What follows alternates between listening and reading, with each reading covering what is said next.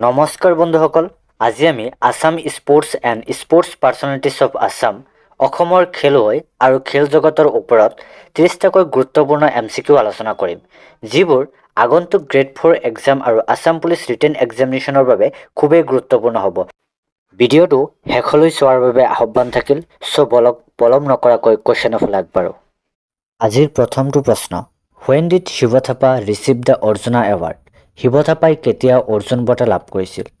ইয়াৰ শুদ্ধ উত্তৰটো হ'ব অপশ্যন ডি 2016, অৰ্থাৎ 2016 চনত শিৱ থাপাই অৰ্জুন বঁটা লাভ কৰিছিল। ইয়াত আৰু জানিবলগীয়া কথাটো হ'ল শিৱ থাপা কোনবিধ খেলৰ লগত জড়িত আছিল? শিৱ থাপা বক্সিঙৰ লগত জড়িত আছিল। তেখেতে 2012 চনত লণ্ডন অলিম্পিক্স আৰু 2016 চনৰ ৰিঅ' অলিম্পিকত অংশগ্ৰহণ কৰিছিল আৰু তেখেত অসমৰ পৰা অলিম্পিকত পাৰ্টিচিপেট কৰা প্ৰথমজন মেল বক্সাৰ আছিল। Question number 2, Where the first Ranji trophy match held in Assam? অসমত প্ৰথম ৰঞ্জী ট্ৰফি খেলখন ক'ত অনুষ্ঠিত হৈছিল? ইয়াৰ শুদ্ধ উত্তৰটো হ'ব অপশ্যন বি যোৰহাট, অৰ্থাৎ যোৰহাটত প্ৰথমখন ৰঞ্জী ট্ৰফি খেল অনুষ্ঠিত হৈছিল। কুৱেশ্যনটো আপোনালোকক এনেকৈ সুধিব পাৰে যে ৰঞ্জী ট্ৰফি কোনবিধ খেলৰ লগত জড়িত? তেতিয়া উত্তৰ হ'ব ক্ৰিকেট খেলৰ লগত জড়িত। Question number 3, In which year the Assam Football Association was established? Assam football সন্থা কোন চনত প্ৰতিষ্ঠা হৈছিল? ইয়াৰ শুদ্ধ উত্তৰটো হ'ব অপশ্যন চি 1946, অৰ্থাৎ 1946 চনত অসম ফুটবল সন্থা প্ৰতিষ্ঠা কৰা হৈছিল। Question number 4, Where is the Satindra Mohan Dev stadium in Assam? Satindra Mohan Dev stadium অসমৰ ক'ত আছে? ইয়াৰ শুদ্ধ উত্তৰটো হ'ব অপশ্যন চি শিলচৰ, অৰ্থাৎ শিলচৰত কি আছে? সতীন্দ্ৰ মোহন দেৱ ষ্টেডিয়াম আছে। Question number 5, Who was the first Assamese woman to receive Arjuna award? Arjun বঁটা লাভ কৰা প্ৰথম অসমীয়া মহিলা কোন? ইয়াৰ শুদ্ধ উত্তৰটো হ'ব অপশ্যন ডি মনালিছা বৰুৱা মেহতা। তেখেত টেবুল টেনিছ খেলৰ লগত জড়িত আছিল আৰু তেখেতে 1987 চনত অৰ্জুন বঁটা লাভ কৰিছিল। আৰু যদি পৰীক্ষাত আপোনালোকক সোধে যে অৰ্জুন বঁটা লাভ কৰা প্ৰথমজন অসমীয়া পুৰুষ খেলুৱৈ কোন? তেতিয়া উত্তৰ হ'ব ভোগেশ্বৰ বৰুৱা। ভোগেশ্বৰ বৰুৱাই 1966 চনত অৰ্জুন বঁটা লাভ কৰিছিল আৰু তেখেতে নৰ্থ ইষ্টৰ ভিতৰতো প্ৰথমজন অৰ্জুন বঁটা লাভ কৰা পুৰুষ খেলুৱৈ। তেখেতে ৰানিঙৰ লগত জড়িত আছিল। পৰৱৰ্তী কুৱেশ্যনটোলৈ আহিছোঁ। Question number 6, Who is the first sports ambassador of Assam? অসমৰ প্ৰথম ক্ৰীড়া ৰাষ্ট্ৰদূত কোন? ইয়াৰ উত্তৰটো হ'ব অপশ্যন এ হিমা দাস। হিমা দাসক আৰু কি বুলি জনা যায়? হিমা দাসক ধিং এক্সপ্ৰেছ বুলি জনা যায়। পৰীক্ষাত সুধিব পাৰে what is the nick name of Hima Das? তেতিয়া উত্তৰটো হ'ব Dhing express. Question number 7, Who is the first Assamese player to win the major Dhyan Chand Khel Ratna award? Major Dhyan Chand Khel ৰত্ন বঁটা লাভ কৰা প্ৰথমজন অসমীয়া খেলুৱৈ কোন? ইয়াৰ শুদ্ধ উত্তৰটো হ'ব অপশ্যন বি লাভলীনা বৰগোহাঁই। আৰু ইয়াত জানিবলগীয়া কথাটো হ'ল যে major Dhyan Chand Khel Ratna award first highest sports award of India হয়, মনত ৰাখিব। Question number 8, Who was the first Assamese to win a gold medal at International Boxing Championship? আন্তঃৰাষ্ট্ৰীয় বক্সিং চেম্পিয়নশ্বিপত স্বৰ্ণ পদক লাভ কৰা প্ৰথম অসমীয়া কোন আছিল? ইয়াৰ শুদ্ধ উত্তৰটো হ'ব অপশ্যন বি শিৱ থাপা, অৰ্থাৎ শিৱ থাপাই প্ৰথমগৰাকী অসমীয়া খেলুৱৈ আছিল যিয়ে আন্তঃৰাষ্ট্ৰীয় বক্সিং চেম্পিয়নশ্বিপত স্বৰ্ণ পদক লাভ কৰিছিল। Question number 9, When was the Hockey Association formed in Assam? অসমত হকী সন্থা কেতিয়া গঠন হৈছিল? ইয়াৰ শুদ্ধ উত্তৰটো হ'ব অপশ্যন ডি 1955, অৰ্থাৎ 1955 চনত অসমত হকী সন্থা গঠন হৈছিল। Question number 10, Where is Netaji Subhash Chandra Bose stadium located? Netaji Subhash Chandra Basu stadium ক'ত আছে? ইয়াৰ শুদ্ধ উত্তৰটো হ'ব অপশ্যন এ হাইলাকান্দি। আমি পৰৱৰ্তী কুৱেশ্যনটোলৈ আহিছোঁ। Question number 11, When was the 33rd national games held in Assam? অসমত 33 সংখ্যক ৰাষ্ট্ৰীয় ক্ৰীড়া কেতিয়া অনুষ্ঠিত হৈছিল? ইয়াৰ শুদ্ধ উত্তৰটো হ'ব অপশ্যন বি 2007 চনত। ক'ত অনুষ্ঠিত হৈছিল? গুৱাহাটীত অনুষ্ঠিত হৈছিল আৰু 33 সংখ্যক ৰাষ্ট্ৰীয় ক্ৰীড়া 9 ফেব্ৰুৱাৰীৰ পৰা 18 ফেব্ৰুৱাৰীলৈকে অনুষ্ঠিত হৈছিল। Question number 12, Which was the most popular sports magazine of Assam? কোনখন অসমৰ আটাইতকৈ জনপ্ৰিয় ক্ৰীড়া আলোচনী আছিল? ইয়াৰ শুদ্ধ উত্তৰটো হ'ব অপশ্যন ডি অভিৰুচি। এই অভিৰুচি মেগাজিনখনৰ এডিটৰ কোন আছিল? এডিটৰজনৰ নাম আছিল বলেন্দ্ৰ মোহন চক্ৰৱৰ্তী, মনত ৰাখিব। Question number 13. Which player is conferred with Assam Saurabh Award 2023? কোনজন খেলুৱৈক অসম সৌৰভ বঁটা 2023 প্ৰদান কৰা হয়? ইয়াৰে এলবি চালি হাজৰিকা আৰু হিমা দাস দুয়োগৰাকী খেলুৱৈকে 2023 চনত অসম সৌৰভ বঁটা প্ৰদান কৰা হৈছিল। গতিকে শুদ্ধ উত্তৰটো হ'ব option D booth A and C. ইয়াৰে এলবি চালি হাজৰিকা ছুইমিঙৰ লগত জড়িত আৰু হিমা দাস এগৰাকী এথলিট হয়, মনত ৰাখিব। Question number 14. Whose birthday is celebrated as Assam Sports Day? Assam ক্ৰীড়া দিৱস হিচাপে কাৰ জন্মদিন পালন কৰা হয়? ইয়াৰ শুদ্ধ উত্তৰটো হ'ব অপশ্যন চি ৰাধা গোবিন্দ বৰুৱা। আপোনালোকে আসাম স্পৰ্টছ ডে আৰু অভিৰুচি স্পৰ্টছ ডেৰ মাজত কনফিউজ হ'ব নালাগে। আসাম স্পৰ্টছ ডে ৰাধা গোবিন্দ বৰুৱাৰ জন্মদিনত পালন কৰা হয়, যিটো 17 অক্টোবৰ তাৰিখে পালন কৰা হয়, আৰু অভিৰুচি স্পৰ্টছ ডে ভোগেশ্বৰ বৰুৱাৰ জন্মদিনত পালন কৰা হয়, যিটো 3 ছেপ্টেম্বৰ তাৰিখে পালন কৰা হয়। এতিয়া কথা হ'ল ভোগেশ্বৰ বৰুৱাৰ বিষয়ে আমি সকলোৱে জানো, বেছিভাগে ৰাধা গোবিন্দ বৰুৱা কোন আছিল?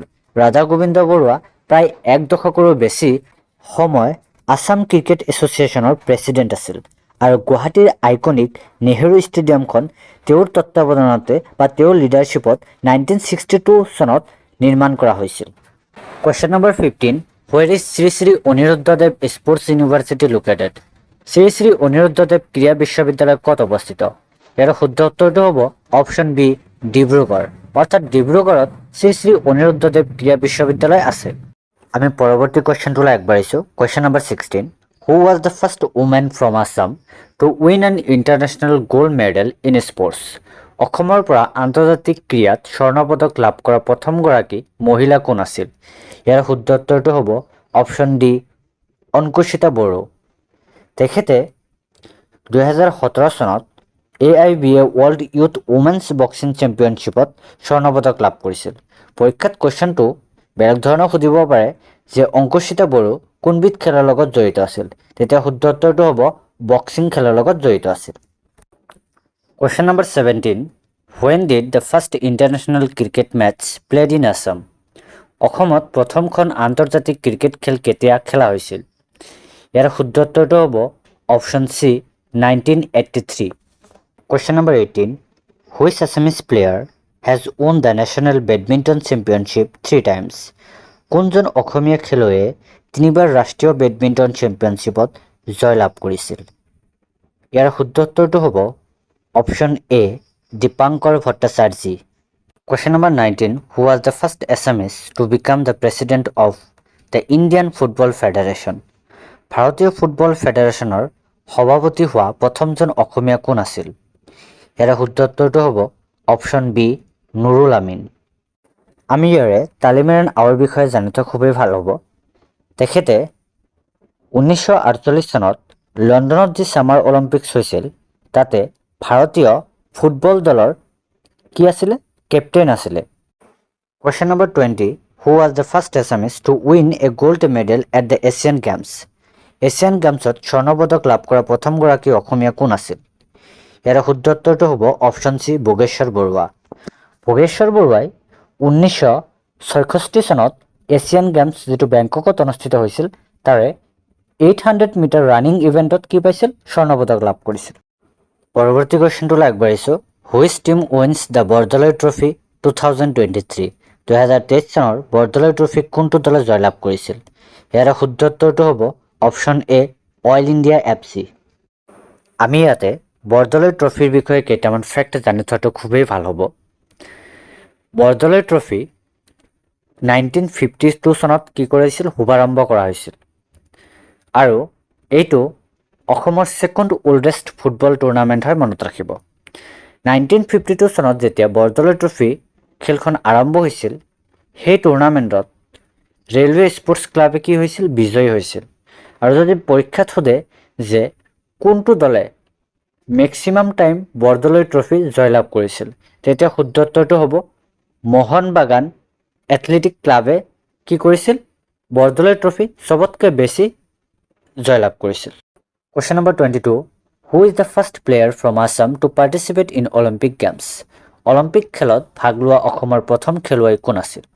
ইয়াৰ শুদ্ধ উত্তৰটো হ'ব option A Dipankar Bhattacharjee. He participated in Barcelona Olympic 1992. Question number 23. In which place Khelo India University Games 2023 was held? Khelo India University Games 2023 কত অনুষ্ঠিত হৈছিল? ইয়াৰ শুদ্ধ উত্তৰটো হ'ব অপশ্যন এ আছাম। খেলো ইণ্ডিয়া ইউনিভাৰ্চিটি গেমছ 2023 চমুকৈ KIUG 2023 অসমৰ গুৱাহাটীত ইন্দিৰা গান্ধী এথলেটিক ষ্টেডিয়াম সৰুসজাইত অনুষ্ঠিত হৈছিল। Question number 24. What was the name of the first Assamese sports novel? প্ৰথম অসমীয়া ক্ৰীড়া উপন্যাসখনৰ নাম কি? ইয়াৰ শুদ্ধ উত্তৰটো হ'ব অপশ্যন সি আকাংক্ষাৰ আটলান্টিক। এতিয়া কথা হ'ল এই উপন্যাসখন কোনে লিখিছিল? এই উপন্যাসখন শ্যামাপ্ৰসাদ শৰ্মাই লিখিছিল। Question number 25. Who was the first Assamese to umpire in an ODI cricket tournament? এদিনীয়া আন্তৰ্জাতিক ক্ৰিকেট প্ৰতিযোগিতাত আম্পায়াৰৰ দায়িত্ব বহন কৰা প্ৰথমজন অসমীয়া ব্যক্তি কোন আছিল? ইয়াৰ শুদ্ধ উত্তৰটো হ'ব অপশ্যন এ সুৰেন্দ্ৰাম ফুকন। তেখেতে 1948 চনত ইণ্ডিয়া আৰু শ্ৰীলংকাৰ মাজত যি এদিনীয়া আন্তৰ্জাতিক ক্ৰিকেট প্ৰতিযোগিতা হৈছিল তাতে আম্পায়াৰৰ দায়িত্ব বহন কৰিছিল। পৰৱৰ্তী কুৱেশ্যনটোলৈ আগবাঢ়িছোঁ। Question number 26. Between which teams the first one-day international match was held in Guwahati? গুৱাহাটীত প্ৰথম এদিনীয়া আন্তঃৰাষ্ট্ৰীয় ক্ৰিকেট খেলখন কাৰ কাৰ মাজত অনুষ্ঠিত হৈছিল? এতিয়া চাব যে গুৱাহাটীত যিখন এদিনীয়া আন্তৰ্জাতিক ক্ৰিকেট খেল অনুষ্ঠিত হৈছিল সেইটো 1983 চনত হৈছিল। ক'ত হৈছিল? নেহেৰু ষ্টেডিয়ামত হৈছিল। কাৰ কাৰ মাজত হৈছিল? ইণ্ডিয়া আৰু ৱেষ্ট ইণ্ডিজৰ মাজত হৈছিল। গতিকে শুদ্ধ উত্তৰটো হ'ব option A India vs West Indies. Question number 27. Ahotguri is famous for which sports?